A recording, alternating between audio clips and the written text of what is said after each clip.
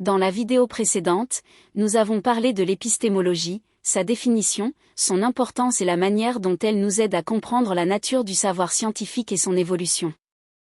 Nous avons également présenté un aperçu des principaux courants épistémologiques qui ont marqué l'histoire des sciences. Dans cette vidéo, nous allons aller un peu plus loin. Nous allons approfondir chacun de ces courants et les expliquer un par un. Le positivisme. Le vérificationnisme. Le falsificationnisme. L'inductivisme.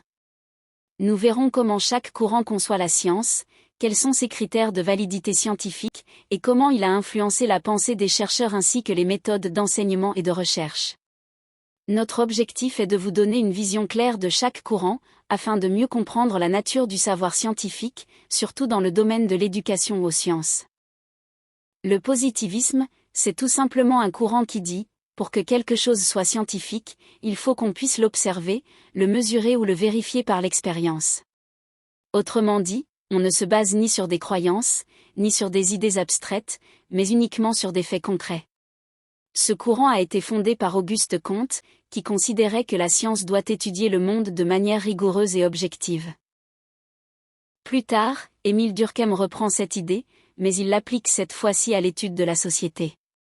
Pour lui aussi, les phénomènes sociaux doivent être étudiés comme des « choses », c'est-à-dire de façon observable, mesurable et indépendante des opinions personnelles. Donc, en résumé, le positivisme veut faire de la science quelque chose de fiable, objectif et basé sur des faits vérifiables, qu'il s'agisse du monde naturel ou même de la société.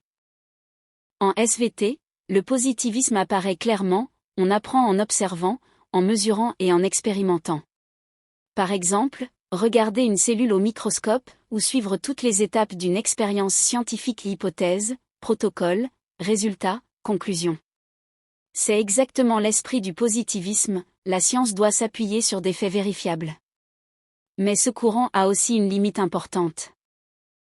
Il donne parfois trop d'importance aux faits, et il oublie que la science avance aussi grâce aux théories, aux modèles, et même au contexte historique dans lequel travaillent les scientifiques. En résumé, le positivisme valorise l'observation et l'expérience, mais il ne suffit pas toujours pour expliquer comment la science évolue réellement. Le vérificationnisme, c'est un courant qui dit « une idée n'a de valeur scientifique que si on peut la vérifier grâce à l'observation ou à l'expérience ». Donc, si une théorie ne peut pas être testée concrètement, elle n'est tout simplement pas scientifique. Ce courant a été développé par les philosophes du Cercle de Vienne, au début du XX siècle. L'objectif de ces penseurs était de rendre la science plus rigoureuse, en éliminant toutes les affirmations vagues ou impossibles à vérifier. En résumé, le vérificationnisme veut une science basée uniquement sur des propositions vérifiables, observables et testables. Le vérificationnisme dit qu'une idée scientifique n'a de valeur que si on peut la vérifier par l'observation ou l'expérience. En SVT, cela signifie, on propose une hypothèse, on observe, on mesure, on expérimente, et on regarde si les résultats la confirment. Mais ce courant a une limite, il rejette les idées qui ne sont pas directement vérifiables. Or, en science, certains concepts théoriques sont nécessaires pour construire et expliquer des phénomènes, même s'ils ne sont pas observables immédiatement. En résumé, le vérificationnisme apporte de la rigueur, mais il ne suffit pas pour toute la pensée scientifique. Le falsificationnisme est une idée proposée par le philosophe Karl Popper. Il dit que ce qui rend une théorie scientifique, ce n'est pas le fait de la vérifier, mais le fait qu'on puisse essayer de la refuser, c'est-à-dire montrer qu'elle pourrait être fausse. Selon Popper, la science avance quand les chercheurs proposent des hypothèses risquées, puis cherchent à les mettre à l'épreuve par des observations ou des expériences. Si l'hypothèse résiste au test, on l'accepte provisoirement, mais jamais comme une vérité définitive.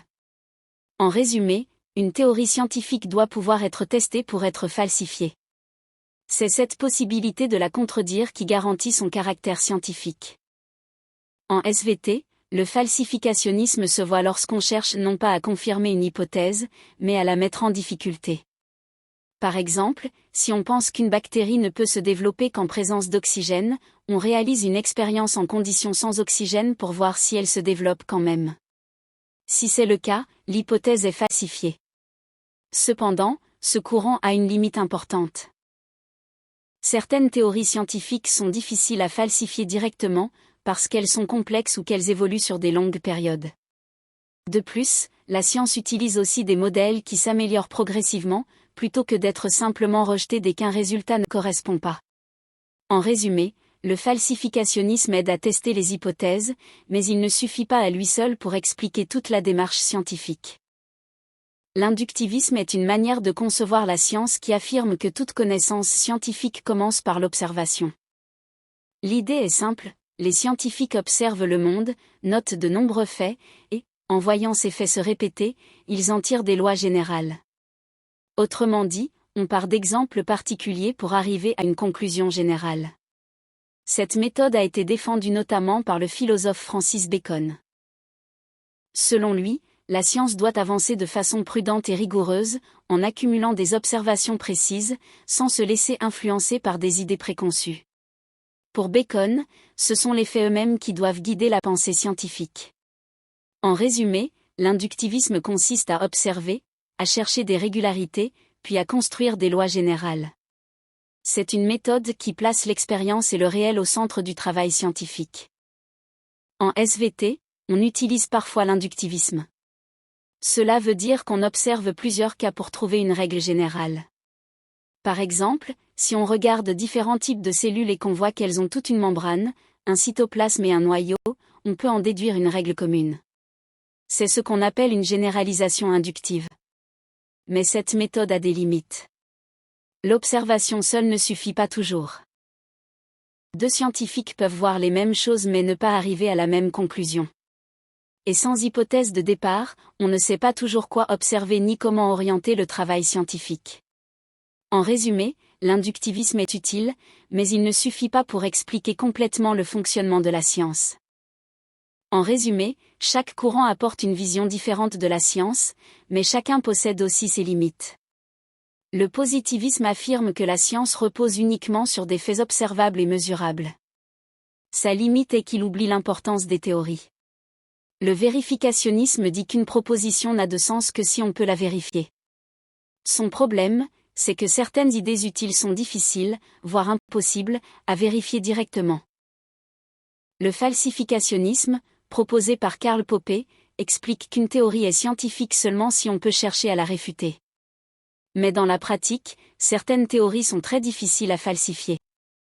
Enfin, l'inductivisme se base sur l'observation répétée de faits pour construire des lois générales. Sa limite est que l'observation seule ne suffit pas toujours pour créer une théorie solide.